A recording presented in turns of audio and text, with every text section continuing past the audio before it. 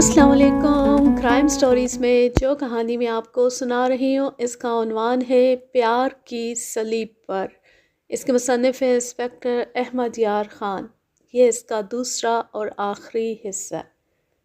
मैंने एक कांस्टेबल को साथ ले लिया और शकूर को साथ लेकर शहर की तरफ चल पड़ा। उन दिनों थानों की अपनी ट्रांसपोर्ट नहीं हुआ करती थी, अगर थी भी तो साइकिलों की सूरत में। मैंने एक तांगे का बंदोबस्त कर लिया था। हम बसों के अड्डे तक पहुँचे और वहाँ से शहर जाने वाली बस पर सवार हो गए। दुराब के मुलाजिम शकूर की रहनुमाई में हम शहर के एक साफ़ सुथरे इलाके में पहुँच गए। यहाँ ज़्यादातर अमीर लोग रहते थे। आखिर शकूर एक आलीशान हवेली के सामने जाकर रुक गया और बताया कि ये दुराब साहब की हवेली है। उसने हमें इंतज़ार करने को कहा और ख़ुद अंदर इत्तला करने चला गया। उसने वापसी में ज़्यादा देर नहीं लगाई और हमें हवेली के अंदर ले गया। उसने हमें ड्राइंग रूम में बिठा दिया और मशरूब से हमारी तवाज़ो की। इस दौरान मैं वहाँ सजी हुई कीमती आराइशी अशिया का जायज़ा लेता रहा। थोड़ी देर बाद ड्राइंग रूम के अंदरूनी दरवाजे का पर्दा हिला और एक खुशपोश पुख्ता उम्र आदमी अंदर दाखिल हुआ। उसने बड़े तपाक से हाथ मिलाया और मेरे करीब ही बैठ गया। ये दुराब था। अभी शकूर ने अब्बास के मुतल्लिक बताया है। मुझे यकीन नहीं आया। क्या ये सच है कि अब्बास कत्ल हो चुका है? हाँ, ये सच है। मुझे अफसोस है कि मैं आपको आपके दोस्त की कत्ल की खबर दे रहा हूँ। मैं इसी कत्ल की तफ्तीश के सिलसिले में आया हूँ। उसके इतने अच्छे चेहरे के तासुरात मेरी बात सुनकर बिगड़ गए और वो इज़्तिरारी हालत में उठकर टहलने लगा। वो कभी अपनी मुट्ठियाँ भींचता और कभी एक हाथ का मुक्का दूसरे हाथ पर मारता। साथ साथ वो कुछ बुड़बुड़ा भी रहा था। मैंने अपनी समात की पूरी कुव्वत उसकी बुड़बुड़ाहट सुनने पर मरकूज़ कर दी। पूरी बात तो ना सुन सका मगर एक लफ्ज़ साफ समझ में आ गया। ये लफ्ज़ था जैकब। ये ईसाइयों वाला नाम था और ये नाम सुनते ही मेरे जहन में मौका वारदात पर मिलने वाली सलीब आ गई। मैं समझ गया कि मेरे असल मुल्जिम का नाम जैकब है और इत्मीनान बख्श बात ये थी कि दुराब जैकब को जानता था। ये जैकब कौन है? दुराब ने चौंक कर मेरी तरफ देखा और टहलते टहलते रुक गया। मुझे शक नहीं बल्कि यकीन है, दुराब ने कहा, कि अब्बास को जैकब ने कत्ल किया है। जैकब कौन है और उसने अब्बास को क्यों कत्ल किया है? मैं आपको तफसील से बताता हूँ, इस तरह आप सारा मामला समझ जाएंगे। इसके बाद दुराब ने मुझे बड़ी लंबी बात सुनाई। दरमियान में मैं उससे अपनी ज़रूरत के मुताबिक सवाल भी पूछता गया। इस तरह जो बात सामने आई वो मैं आपको अपने अल्फाज में सुना देता हूँ। दुराब के आबाओ अजदाद नवाबों के ख़ानदान से ताल्लुक़ रखते थे। फिर नवाबी तो ख़त्म हो गई मगर इस ख़ानदान के लोगों के दिमाग से नवाबों वाली आदतें ना गईं। उन्होंने अपने तौर तरीके नवाबी रखे। दुराब ने भी इसी माहौल में आँख खोली थी और पला बड़ा था, इसलिए उसमें भी नवाबों वाली आदत पाई जाती थी। इन आदतों में एक गाना सुनने का शौक़ भी था। वो अक्सर गाना सुनने तवाइफों के यहाँ जाया करता था। अब्बास से उसकी दोस्ती स्कूल के ज़माने से थी। ये दोस्ती इस उम्र में आने तक कायम रही थी। अब्बास दरमियाने तबके से ताल्लुक़ रखता था और बड़ा लायक और सहीन तालिबे इल्म था, जबकि दुराब पढ़ने सीखने में बस वाजिबी सा था और अक्सर अब्बास से मदद लिया करता था। यही वजह उन दोनों के दरमियान दोस्ती का बायस बन गई। दुराब अब्बास की माली मदद भी करता रहता था और हर मुश्किल वक्त में उसका साथ देता था। इसके जवाब में अब्बास भी हर वक्त दुराब पर जान छिड़कने के लिए तैयार रहता था। दुराब अक्सर गाना सुनने तवाइफों के यहाँ जाया करता था। उसका ये शौक़ सिर्फ गाना सुनने की हद तक था। वो बदकारी का कायल नहीं था, ना ही उसकी नफीस तबीयत इस बात की इजाज़त देती थी। वो अब्बास को भी अपने साथ ले जाता था। वो एक दो गज़लें या गाने सुनकर आ जाते थे। वहाँ की तकरीबन तमाम गाने वालियाँ दुराब को जानती थीं और उसकी बड़ी आओ भगत करती थीं। उन्हीं दिनों पता लगा कि बाज़ार में एक नई गाने वाली امبالے سے آئی ہے اور آتے ہی دھوم مچا دی ہے۔ اس کے متعلق سنا گیا کہ جتنی وہ خوبصورت ہے اس سے کہیں زیادہ اس کی آواز رسیلی ہے۔ یہ مغنیہ کامنی بائی امبالے والی کے نام سے مشہور تھی۔ اس سے پہلے اس کی ماں نے اپنی جوانی میں بڑا نام کمایا تھا۔ یہاں میں یہ وضاحت کر دوں کہ اس قسم کی طوائفیں صرف گانے بجانے کا کام کرتی تھیں، جسم فروشی کا دھندا نہیں تھا۔ اس کے باوجود چند عیاش قسم کے لوگ ان گانے والیوں پر عاشق ہو جاتے تھے۔ ان عاشقوں کو یہ گانے والیاں خوب الو بناتی اور پیسے بٹورتی تھیں۔ طوائفوں اور ناچنے گانے والیوں کی اپنی ایک الگ دنیا ہوتی ہے۔ ان کے طور طریقے دنیا سے نرالے، ان کی چاہت، ان کی دوستی دشمنی کا تصور بھی کچھ اور ہوتا ہے۔ یہ اپنے جسم اور ناز و انداز کا کاروبار کرتی ہیں۔ ان کو سچی محبت صرف پیسے سے ہوتی ہے۔ پولیس والے اس دنیا کے باسیوں کو اچھی طرح جانتے ہیں۔ تراب کامنی کی شہرت سن کر عباس کو ساتھ لے کر کامنی کے کوٹھے پر گانا سننے چلا گیا۔ انہوں نے کامنی سے ایک گیت اور 2 غزلیں سنی۔ جتنی انہوں نے کامنی کی تعریف سنی تھی اس سے بڑھ کر پایا۔ اس کی آواز میں ایسا لوچ اور گداز تھا کہ سننے والا مسحور ہو جاتا۔ تراب اور عباس کامنی کے کوٹھے سے نکلے تو تراب نے محسوس کیا کہ عباس کچھ کھویا کھویا سا ہے۔ تراب کی ہر بات کا جواب وہ بس ہوں ہاں میں دیتا تھا۔ اس دن کے بعد سے عباس کی خواہش یہی ہوتی تھی کہ گانا سننے کامنی کے کوٹھے پر ہی جایا جائے۔ تراب نے محسوس کیا کہ عباس کامنی میں ضرورت سے زیادہ دلچسپی لینے لگا ہے۔ وہ اپنے گرد و پیش کو بھول کر کامنی میں کھو جاتا۔ تراب نے عباس کو سمجھایا کہ وہ یہاں عشق و محبت کا کھیل شروع نہ کر دے، یہ لوگ ایسے جذبات کو نہیں مانتے۔ مگر عباس نے یہ کہہ کر اسے حیران کر دیا کہ یہ اس کے دل کا معاملہ ہے اور اس کا دل اس کے بس میں نہیں۔ اگر وہ اس کی کوئی مدد کر سکتا ہے تو ٹھیک ہے، ورنہ اسے اس کے حال پر چھوڑ دے۔ عباس کوئی ایسا گیا گزرا آدمی نہیں تھا، وہ جوان اور وجیح تھا۔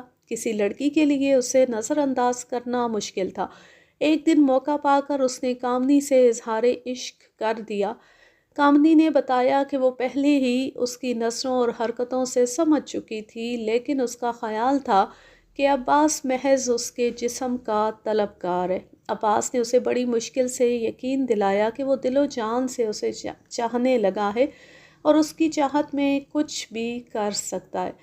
کامنی کو یہ جوان پسند آیا تھا اور بعد میں اس نے عباس کو بتایا کہ وہ دل ہی دل میں اسے پسند کرتی تھی، لیکن وہ جس دنیا میں رہتی ہے وہاں ایسی باتوں کی گنجائش نہیں ہوتی۔ بہرحال آگ دونوں طرف برابر لگی ہوئی تھی۔ عباس کامنی سے ملنے کے لیے روزانہ اس کے ہاں پہنچ جاتا اور موقع پا کر دل کی بات کر لیتا۔ دوسری طرف کامنی نے یہ دلیری دکھائی کہ کسی نہ کسی بہانے نکل آتی اور عباس سے ملتی۔ جسم بیچنے والیوں اور ناچنے گانے والیوں کے ہاں ہر قسم کے لوگ آتے ہیں، انہیں صرف پیسے سے غرض ہوتی ہے۔ ایک دن جب عباس تراب کے ساتھ کامنی کا گانا سننے گیا تو وہاں چند اور نوجوان بھی آ گئے۔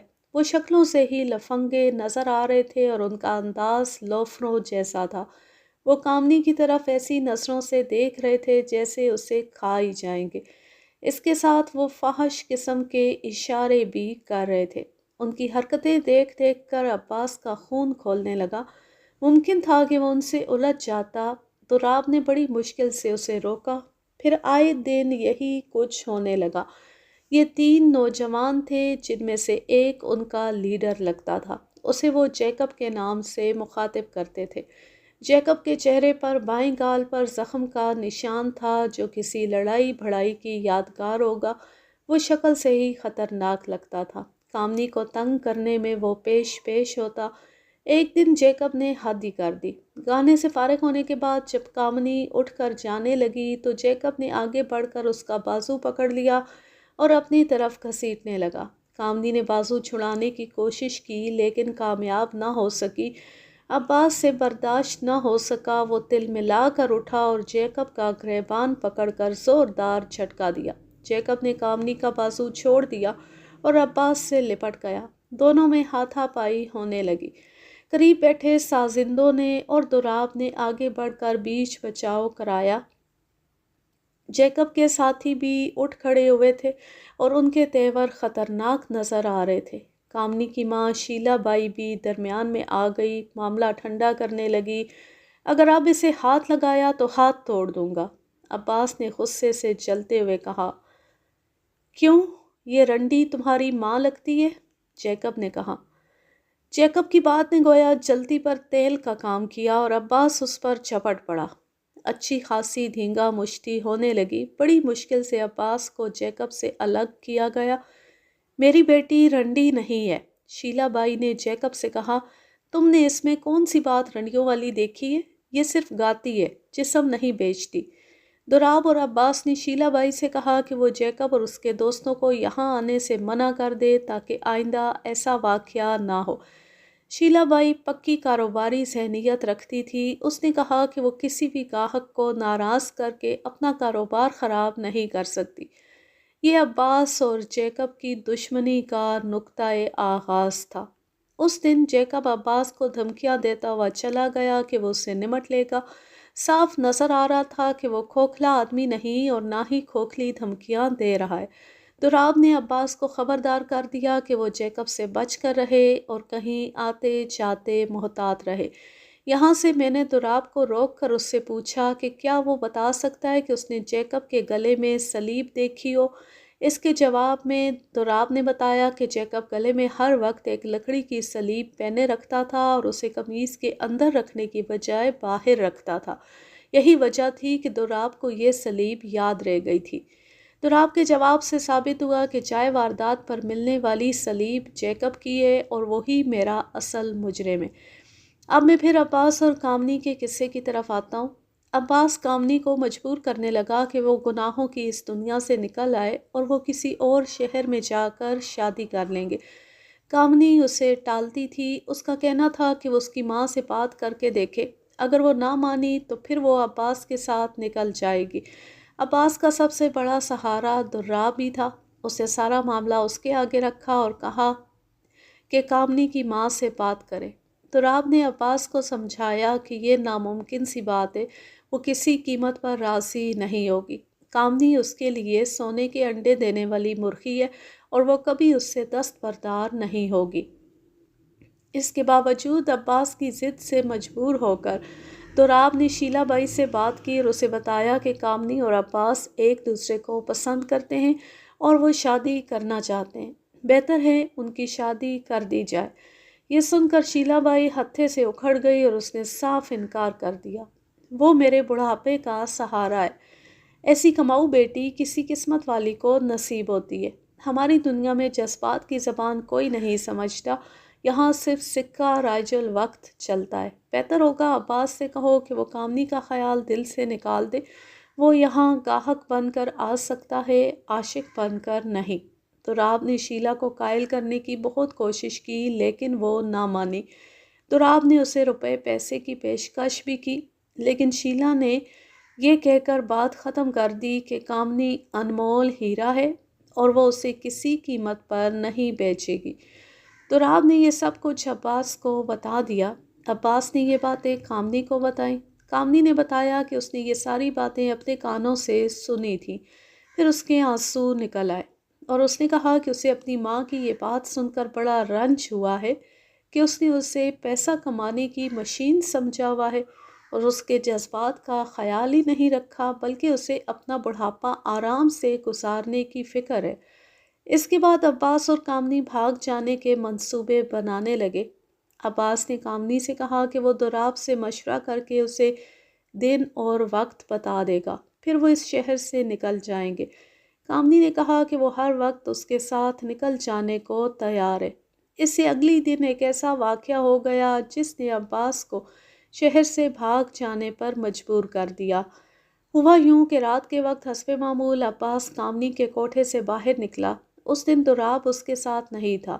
دوراب ہفتے میں 2 دن گانا سننے آتا تھا، مگر جب سے عباس کامنی کا دیوانہ ہوا تھا دوراب ہفتے میں 3 دن بھی آ جاتا تھا، مگر عباس کا یہ روز کا معمول تھا۔ وہ صرف کامنی کا دیدار کرنے کے لیے وہاں جاتا تھا۔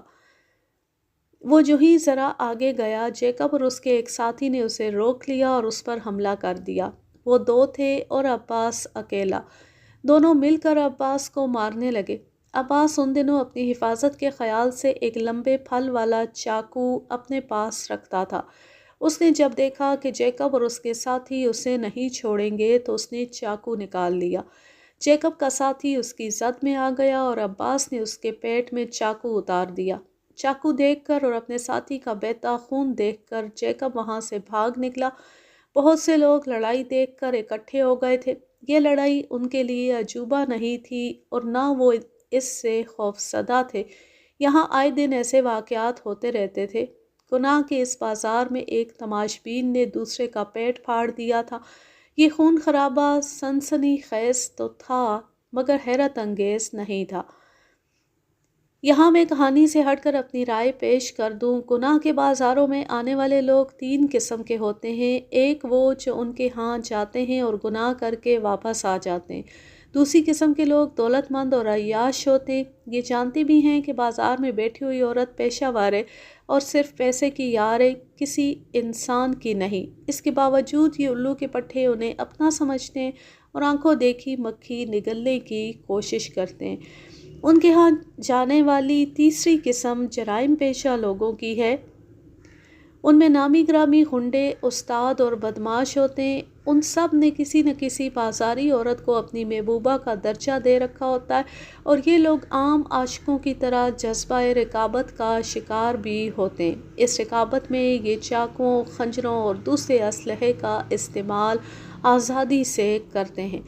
اس تجزیے کے حساب سے دیکھا جائے تو یہ سب لوگ ایب نارمل ذہنیت کے ہوتے ہیں۔ عباس نے ایک بندے کے پیٹ میں چاقو اتار دیا، تب اسے احساس ہوا کہ وہ کیا کر بیٹھا ہے۔ اس نے وہاں سے کھسک جانے میں ہی عافیت جانی۔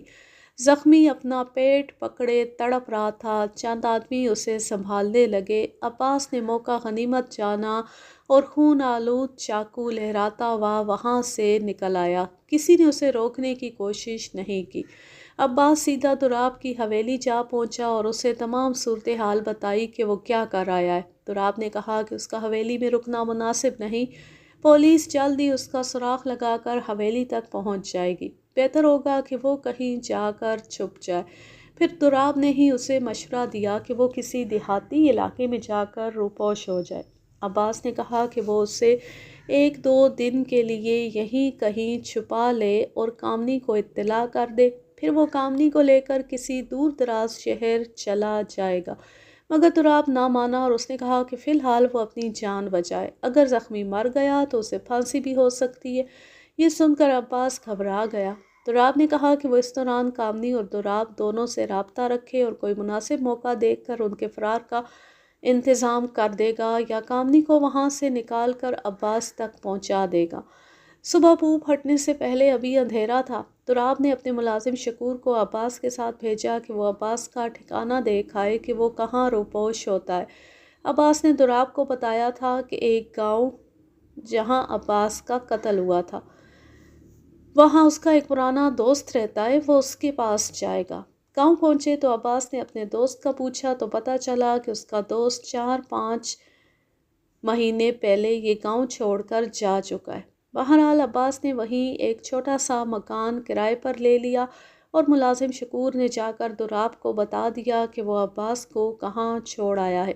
ادھر جیکب کا زخمی ساتھی بچ گیا تھا۔ چاقو کا زخم زیادہ گہرا نہیں تھا۔ پولیس نے عباس کے خلاف اقدام قتل کا پرچہ درج کر لیا اور تفتیش کرتی ہوئی دوراب تک بھی پہنچی تھی۔ دوراب کوئی معمولی آدمی نہیں تھا کہ خوفزدہ ہو جاتا۔ اس نے پولیس والوں کو مطمئن کر دیا کہ عباس اس کا دوست ضرور ہے مگر اسے اس کی روپوشی کے متعلق کچھ علم نہیں۔ دوسری طرف دوراب نے کامنی سے مل کر اس کو تسلی دی۔ کامنی بہت پریشان تھی۔ اس نے کامنی سے کہا کہ وہ تیار رہے، جو ہی خطرہ کم ہوگا وہ اس کو عباس کے پاس پہنچا دے گا، جہاں سے وہ کسی اور طرف نکل جائیں گے۔ دوراب اپنے ملازم شکور کو بھیج کر عباس کی خیر خیریت معلوم کرتا اور اسے کامنی کی خیریت سے آگاہ کرتا۔ ادھر یہ چکر چل رہا تھا۔ دوسری طرف عباس کے گھر والے پریشان تھے۔ پولیس والے عباس کی تلاش میں ان سے پوچھ گچھ کرتے رہتے تھے۔ اس سے محلے میں ان کی بڑی بے عزتی ہوتی تھی۔ عباس کے باپ کو معلوم تھا کہ اس کے بیٹے کی دوراب سے گہری دوستی ہے۔ وہ دوراب سے ملا اور عباس کے متعلق پریشانی ظاہر کی۔ دوراب نے عباس کے باپ کو تسلی دی کہ عباس محفوظ جگہ پر ہے اور وہ اس کی فکر نہ کریں۔ اس دوران دوراب نے ایک دو مرتبہ جیکب کو اپنی حویلی کے پاس منڈلاتے دیکھا۔ پھر اس نے جیکب کو کامنی کے کوٹھے کے ارد گرد بھی دیکھا۔ وہ غالباً عباس سے انتقام لینے کی فکر میں تھا۔ ایک دن دوراب کے ملازم شکور نے دوراب کو بتایا کہ جیکب نے اسے بازار میں روک لیا تھا اور عباس کے متعلق پوچھ رہا تھا۔ اس نے دھمکی بھی دی تھی کہ وہ عباس کو زندہ نہیں چھوڑے گا۔ دوسری طرف عباس نے شکور کے ذریعے پیغام بھجوایا کہ وہ سارا دن فارغ رہ کر تنگ آ گیا ہے۔ دوراب نے دوستی کی خاطر اسے کچھ سامان اور پیسے بھجوائے کہ وہ وقت گزاری کے لیے گاؤں میں چھوٹی سی دکان کر لے۔ پھر عباس نے گاؤں میں دکان کھول لی۔ اس دوران جب عباس کی تلاش کا معاملہ کچھ ٹھنڈا پڑ گیا تو دوراب نے کامنی کو بتا دیا کہ وہ فلاں دن نکل کر اس کی حویلی میں آ جائے۔ دوسری طرف اس نے عباس کو پیغام بھجوایا کہ فلاں دن رات کو کامنی اس تک پہنچ جائے گی۔ عباس نے شکور کو گاؤں سے باہر وہ جگہ دکھا دی جہاں اس نے کامنی کا انتظار کرنا تھا۔ ادھر دوراب نے کامنی کو نکالنے کا انتظام کر لیا تھا۔ کامنی مقررہ وقت پر نکل آئی تھی۔ وہ بغیر کسی رکاوٹ کے دوراب کی حویلی پہنچ گئی۔ انہوں نے رات کو نکلنا تھا اور عباس کی بتائی ہوئی جگہ پہنچنا تھا۔ دوراب کا ارادہ تھا کہ وہ خود کامنی کو لے کر عباس کے پاس جائے گا، مگر پھر عین وقت پر اس نے خود جانے کا ارادہ بدل دیا اور کامنی کو شکور کے ساتھ بھیجنے کا فیصلہ کر لیا۔ وہ کامنی کی گمشدگی کے وقت حویلی میں رہنا چاہتا تھا۔ اس کا خیال تھا کہ وہ کامنی کے ہاں گانا سننے بھی جائے گا تاکہ کوئی اس پر شک نہ کرے کہ کامنی کی گمشدگی میں اس کا ہاتھ ہو سکتا ہے۔ پھر اس نے کامنی کو مسلمان عورتوں والا برقع پہنا کر شکور کے ساتھ بھیج دیا اور شکور کو ہدایت کی کہ وہ کامنی کو عباس کے حوالے کر کے انہی قدموں واپس آ جائے۔ شکور کامنی کو لے کر چلا گیا۔ شکور اور کامنی کے جانے کے 1 گھنٹے بعد دوراب شیلا بائی کے کوٹھے پر جا پہنچا۔ وہاں سب پریشان تھے۔ شیلا بائی کا رنگ اڑا ہوا تھا۔ اس نے ہر طرف اپنے آدمی دوڑائے تھے مگر کامنی کا کہیں پتہ نہیں چل رہا تھا۔ یہ ان لوگوں کے دھندے کا ٹائم تھا اور گاہک آ کر واپس جا رہے تھے۔ دوراب کو دیکھتی شیلا بائی چونک گئی اور اس سے عباس کے متعلق پوچھنے لگی۔ اسے شک تھا کہ اس کی بیٹی عباس کی محبت میں پھنس گئی تھی اور اب اسے عباس ہی بھگا لے گیا ہے۔ دوراب نے اسے بتایا کہ عباس تو خود پولیس سے چھپتا پھر رہا ہے، وہ کامنی کو کیسے لے جا سکتا ہے۔ پھر دوراب نے اسے مشورہ دیا کہ وہ کچھ اور انتظار کر لے، اگر کامنی پھر بھی نہ آئی تو وہ تھانے میں اس کی گمشدگی کی رپورٹ درج کرا دے، وہ خود اس کے ساتھ چلے گا۔ خاصی رات گزر گئی مگر کامنی کو نہ آنا تھا نہ آئی۔ اس دوران دوراب شیلا بائی کو تسلیاں دیتا رہا۔ پھر وہ اس کے ساتھ تھانے چلا گیا اور انہوں نے کامنی کی گمشدگی کی رپورٹ درج کرا دی۔ شک میں اس نے عباس کا اور ایک دوسری بائی کا نام لکھوایا جس کا کاروبار کامنی کی وجہ سے ٹھنڈا پڑ گیا تھا اور کئی بار ان کی آپس میں زبانی کلامی جھڑپیں ہو چکی تھی، اور اب تھانے میں رپورٹ درج کرانے کے بعد دوراب شیلا بائی کو اس کے کوٹھے پر چھوڑ کر اپنی حویلی آ گیا۔ جب دوراب وہاں سے حویلی آنے کے لیے نکلا تھا تو شیلا بائی ہچکیاں لے لے کر رو رہی تھی۔ دوراب اپنی حویلی میں آیا تو ابھی شکور نہیں آیا تھا۔ تقریباً آدھے گھنٹے بعد شکور آ گیا۔ اس نے بتایا کہ سب کام تسلی بخش ہو گیا ہے اور وہ کامنی کو عباس کے حوالے کر آیا ہے۔ یہ سن کر دوراب نے اطمینان کا سانس لیا۔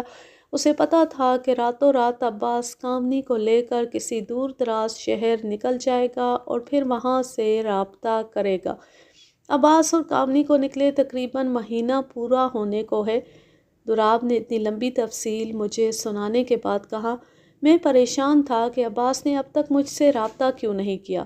اسی پریشانی کے عالم میں نے شکور کو اس گاؤں بھیجا کہ وہ معلوم کر کے آئے کہ عباس نے گاؤں کب چھوڑا یا اس کے ساتھ کوئی حادثہ تو نہیں پیش آ گیا۔ اب آپ نے بتایا ہے کہ عباس کو کسی نے قتل کر دیا تھا۔ مجھے یقین ہے کہ یہ جیکب کا کام ہے۔ یقین تو مجھے بھی ہے، لیکن میں یہ سوچ رہا ہوں کہ جیکب کو کیسے پتہ لگا کہ اس کا رقیب فلاں گاؤں میں چھپا بیٹھا ہے، اور پھر اسے یہ بھی معلوم ہو گیا کہ کامنی عباس کے ساتھ نکل رہی ہے۔ پھر اس نے عین موقع پر پہنچ کر عباس کو قتل کر دیا۔ میری یہ بات سن کر دراب سوچ میں پڑ گیا۔ پھر اس نے کہا، میں یہ سوچ رہا تھا کہ کامنی کہاں گئی، کیونکہ وہ اپنی ماں کے پاس بھی نہیں پہنچی۔ یہ سوال بھی اہم تھا کہ اگر عباس کو قتل کر دیا گیا تھا تو پھر کامنی کہاں گئی؟ مجھے کھوجی کے وہ الفاظ یاد آنے لگے جو اس نے عباس کے قتل کے وقت موقع واردات پر کہے تھے۔ اس نے کہا تھا کہ عورت اپنی مرضی سے نہیں چل رہی، اسے گھسیٹا جا رہا ہے۔ پھر ذرا آگے چل کر کھوجی نے بتایا کہ مرد نے لڑکی کو اٹھا لیا ہے۔ اس خیال کے آتی میں نے یہ نتیجہ نکالا کہ کامنی بھی جیکب کے پاس ہے۔ اب یہ ضروری ہو گیا تھا کہ میں جیکب کو گرفتار کر لوں۔ یہ چونکہ میرا علاقہ نہیں تھا، اس لیے قانونی طور پر میں نے اس علاقے کے تھانے دار سے ملنا تھا اور اس کی مدد سے جیکب کو گرفتار کرنا تھا۔ اس کے علاوہ ابھی عباس کے گھر والوں کو اطلاع دینی تھی کہ ان کا بیٹا قتل ہو گیا ہے۔ میں تصور کی آنکھ سے دیکھ رہا تھا کہ یہ خبر سن کر عباس کے ماں باپ کا کیا حال ہوگا، مگر میں اپنی ڈیوٹی سے مجبور تھا اور یہ ناخوشگوار اطلاع دینا میرا فرض تھا۔ اس کے لیے میں نے دراب کو ساتھ لے کر جانا تھا۔ میں اس کیس کے مختلف پہلوؤں پر غور کرنے لگا۔ پھر میرا ذہن اس بات پر اٹک گیا کہ آخر جیکب عباس تک کس طرح پہنچا۔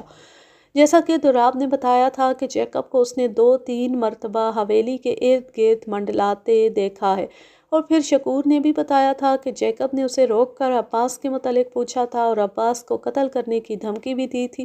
اس سے مجھے یہ خیال آیا کہ جیکب یا اس کا کوئی ساتھی دراب اور اس کے ملازم شکور کی نگرانی کرتا رہا ہے، اور وہ لوگ اس کا پیچھا کرتے ہوئے عباس تک پہنچ گئے۔ پھر مجھے یہ خیال بھی آیا کہ اگر وہ انتقام لینے کے لیے عباس کو تلاش کر رہے تھے تو انہوں نے فوری طور پر عباس پر حملہ کیوں نہ کیا؟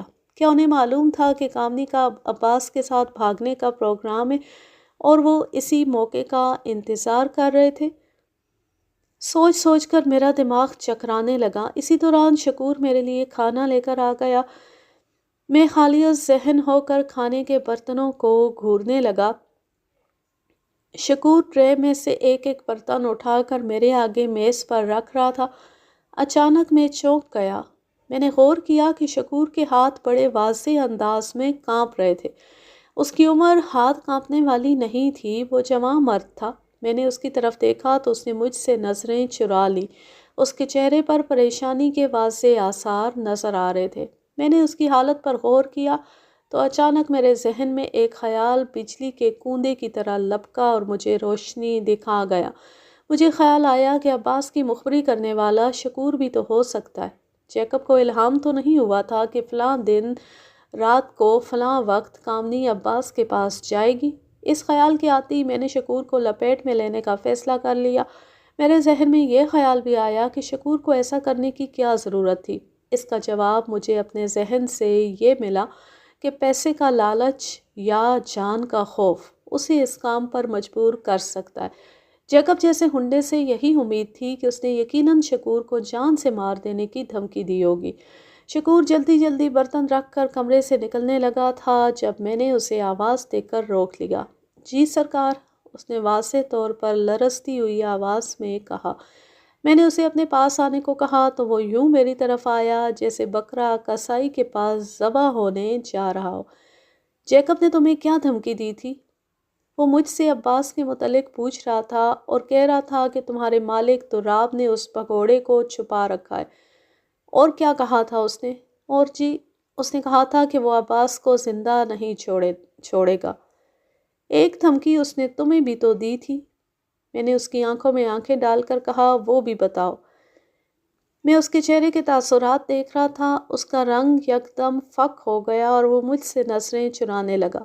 میں نے اسے حوصلہ دیا کہ اسے کسی سے ڈرنے کی ضرورت نہیں اور یہ کہ جیکب جیسے غنڈوں کو میں تھانے میں الٹا لٹکا دوں گا۔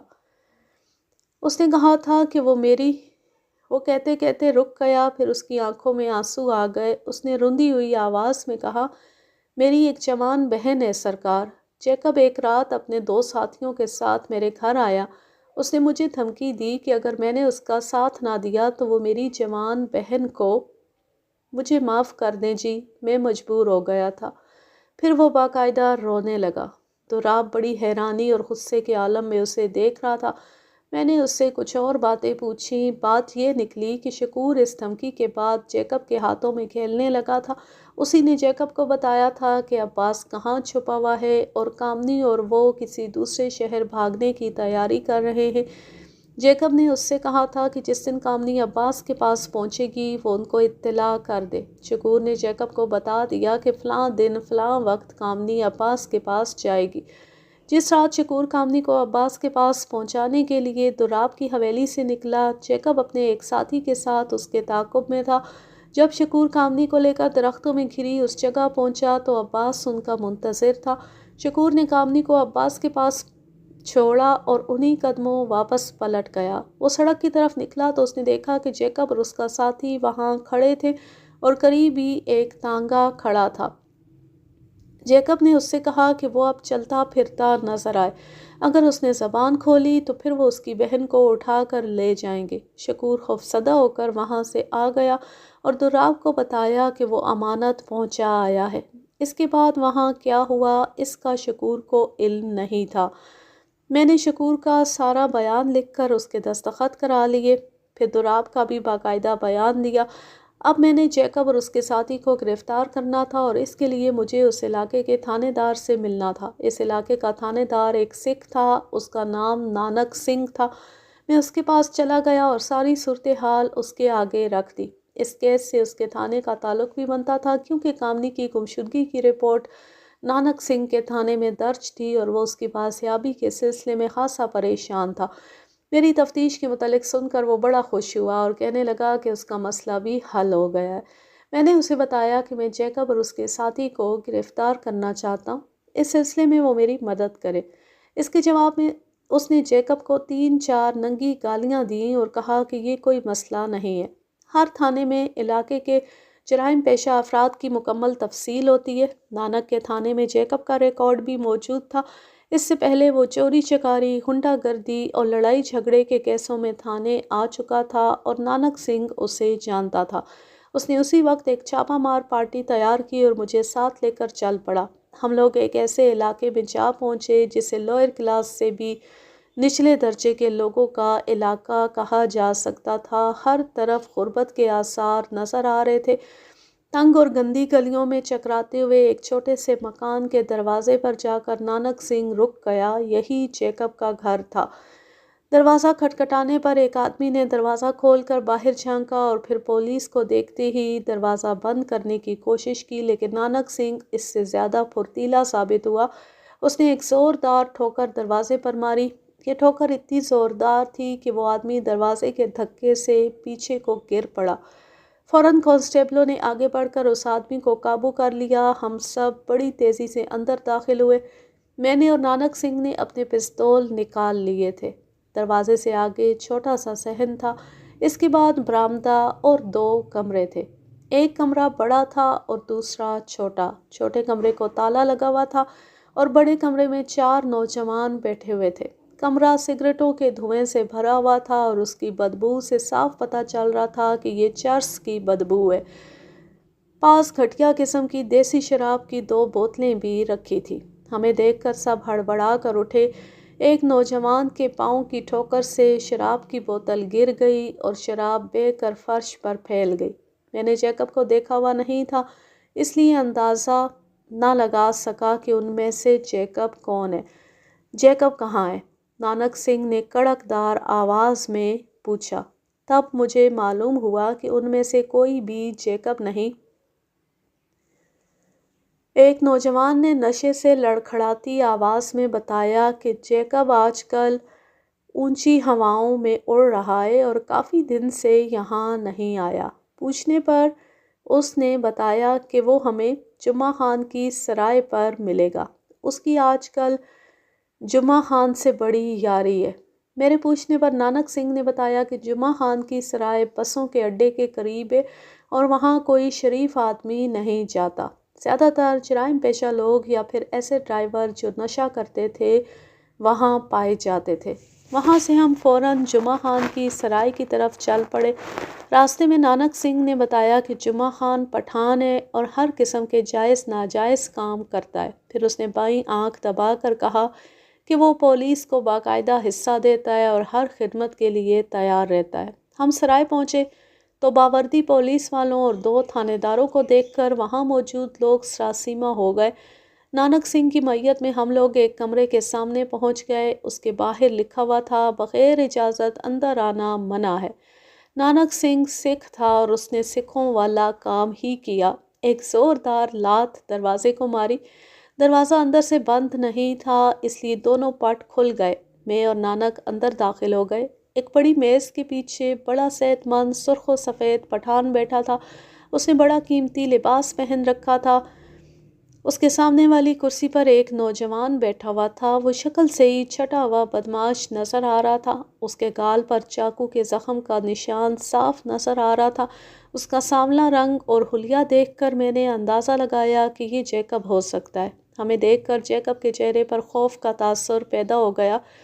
بڑے غصے میں لگ رہے ہیں سردار جی، پٹھان نے مسکرا کر کہا۔ خان کو حکم دیتے، وہ خود حاضر ہو جاتا۔ ہم تو آپ کے دوست ہیں، ہم سے بالا ہی بالا کام کرتے ہو اور دوستی کا دعویٰ بھی کرتے ہو۔ ایسی حرکتوں سے دوستی دشمنی میں بدل سکتی ہے۔ کیا قصور ہو گیا ہے سردار جی؟ جیکب تو مل گیا۔ نانک نے نوجوان کے سر پر ہاتھ رکھا اور پھر اس کے بال مٹھی میں جکڑ لیے اور جمعہ خان سے کہا، لڑکی کہاں ہے؟ کون لڑکی حضور؟ اس نے حیران ہو کر پوچھا۔ جمعہ خان پرانا کھلاڑی تھا اور اتنی آسانی سے ماننے والا نہیں تھا، لیکن اس کی مجبوری یہ تھی کہ اس کی دکھتی رگیں نانک سنگھ کے ہاتھ میں تھیں۔ نانک سنگھ نے ایک کانسٹیبل کو اندر بلا کر کہا کہ وہ جیکب کو ہتھ کڑی لگا لے۔ جیکب کو ہتھ کڑی لگ چکی تو نانک نے کہا کہ وہ ویسے ہی یہاں نہیں آ گیا، اس کے پاس مکمل ثبوت ہے۔ پھر اس نے کانسٹیبل سے کہا کہ وہ جیکب کو کمرے سے باہر لے جائے۔ کانسٹیبل اسے باہر لے گیا تو نانک نے جمعہ خان سے کہا کہ اگر وہ اس علاقے میں اپنا یہ دھندا جاری رکھنا چاہتا ہے تو لڑکی کو برآمد کرا دے، ورنہ وہ لڑکی کو خود برآمد کرے گا تو پھر کوئی لحاظ نہیں کرے گا اور اس کی سرائے کو سیل کر کے اسے باقاعدہ گرفتار کر لے گا۔ اب ہماری دوستی کی یہی صورت ہے، لڑکی دے دو تو میں تمہارا نام نہیں آنے دوں گا، ورنہ پھر وہی کروں گا جو قانون کے مطابق ہوگا۔ اس دوران میں خاموش تماشائی بنا رہا۔ میرا اندازہ تھا کہ جمعہ خان کسی بھی صورت میں علاقہ تھانے دار سے دشمنی مول نہیں لے سکتا، اور پھر یہی ہوا۔ جمعہ خان اٹھا اور ہم دونوں کو اپنے پیچھے آنے کا اشارہ کیا۔ سرائے کے پچھلے حصے میں کچھ الگ کمرے بنے ہوئے تھے۔ جمعہ خان نے ایک کمرے کے باہر لگا ہوا تالا کھولا اور اندر داخل ہو گیا۔ میں اور نانک بھی اس کے ساتھ اندر چلے گئے۔ اس کمرے کے اندر ایک اور دروازہ نظر آ رہا تھا، اسے تالا نہیں لگا تھا بلکہ باہر سے صرف کنڈی لگی ہوئی تھی۔ جمعہ خان نے کنڈی کھولی۔ کمرے میں اندھیرا نہیں تھا، لائٹ جل رہی تھی۔ ایک کونے میں پڑے پلنگ پر ایک انتہائی حسین و جمیل لڑکی سیمی بیٹھی تھی۔ رو رو کر اس کی آنکھیں سوجی ہوئی تھیں اور وہ اجڑی اجڑی نظر آ رہی تھی، اس کے باوجود بڑی پرکشش لگ رہی تھی۔ 2 باوردی تھانے داروں کو دیکھ کر اس کے چہرے پر رونق آ گئی۔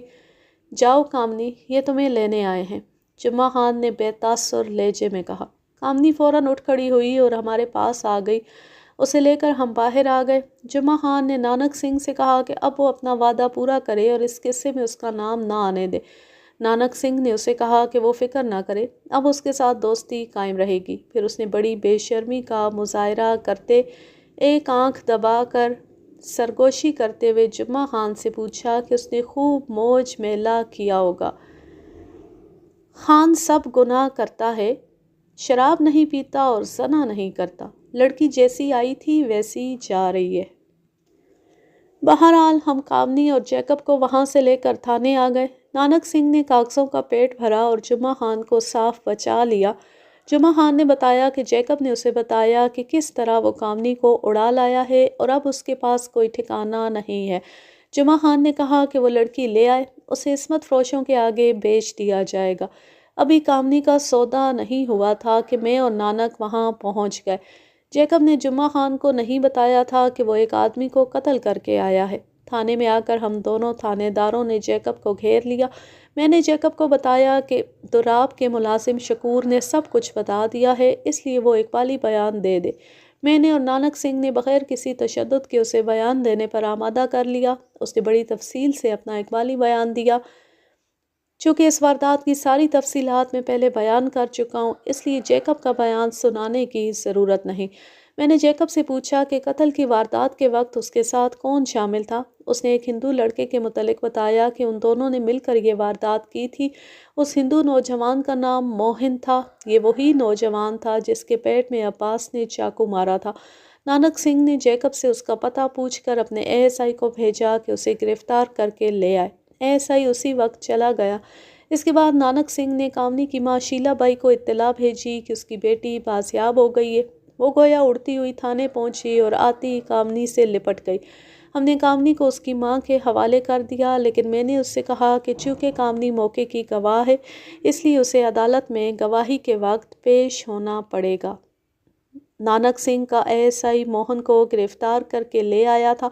اس کے بعد کاغذی کارروائی کر کے نانک سنگھ نے جیکب اور موہن کو میرے حوالے کر دیا۔ اس نے اپنے 2 کانسٹیبل بھی میرے ساتھ روانہ کر دیے تاکہ ملزموں کو حفاظت سے لے جایا جا سکے۔ میں ان دونوں کو لے کر اپنے تھانے آ گیا۔ میں نے بڑی محنت سے مقدمہ تیار کر کے عدالت میں پیش کر دیا۔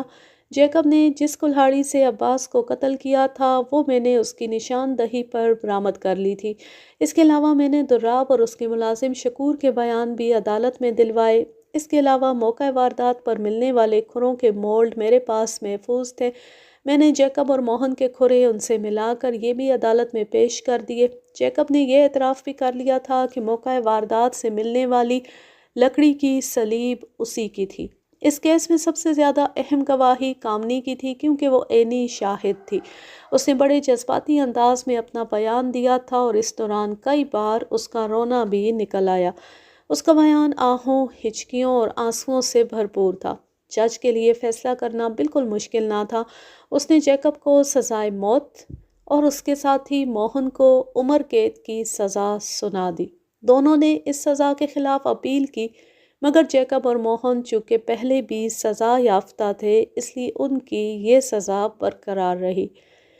یوں یہ زبردست کہانی اپنے اختتام کو پہنچی۔ اب میں لیتی ہوں آپ سے اجازت۔ جہاں رہیں خوش رہیں، شاد و آباد رہیں، ہنستے مسکراتے رہیں۔ اللہ حافظ، اللہ نگہبان۔